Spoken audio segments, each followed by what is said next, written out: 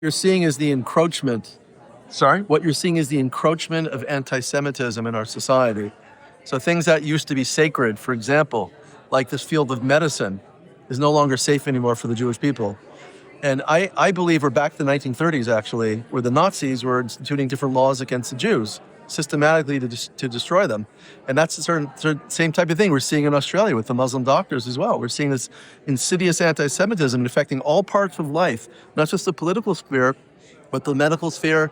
And as a psychologist, I know they've infected for many years the field of psychology and turned the systems against us as well. So I'm very, very concerned. But psychology is so liberal a culture. I mean, that people are politically liberal that have they painted themselves into a corner that they can't acknowledge that there might be some malevolence within the Muslim or black, black Israelite culture, for instance, that they're afraid to come out against. Very much so, but let's go to the history of psychology.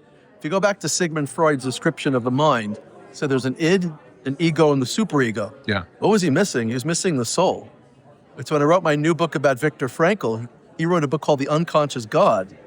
He wrote a book called The Unconscious God, and I wrote a book called Viktor Frankl and the Psychology of the Soul. We're trying to bring spirituality and God back into the picture. And this was actually the battle that Viktor Frankl was fighting over 100 years ago in Vienna. He believed that besides a man having an id, according to Sigmund Freud, Frankl said we have something called a religio, which is spark of godliness within us. And that's what I'm promoting in psychotherapy. But it's no accident that the world of psychotherapy, the liberal schools of psychotherapy, are anti-Israel and anti-Semitic as well, because they took God out of the picture over 100 years ago. And that's what happened. When you take out God and family and spirituality, you end up with anti-Semitism. But is there a risk in having Muslims, especially ones from the Middle East, who are raised in anti-Semitic, not just cultures, but faith, who are religious people, who may have now a compulsion? My client just called me. 1 second. Saved by the bell. Wait, 1 second. Give us a second.